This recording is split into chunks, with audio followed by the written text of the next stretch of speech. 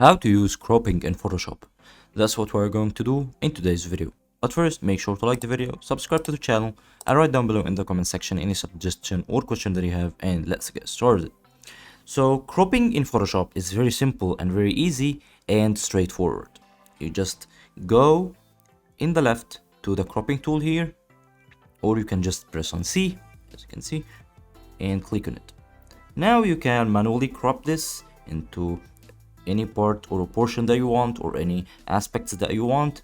For example, if you want just the head of the dog here, and you can, as you can see, manually crop it, or you can also manually enter the aspect ratios here. You can write this 16 to 9. So now if we click on confirm, now our dog is cropped, and as you can see, if we move the layer to the down, the head is not deleted and nothing is deleted. Why is this? Because as you can see here in the cropping tool, we already disabled the options to delete crop pixels. So what if we enabled it? We're gonna try this and crop this, click like this. Now any other crop pixel is deleted. As you can see, the head is not complete and the bottom is not complete.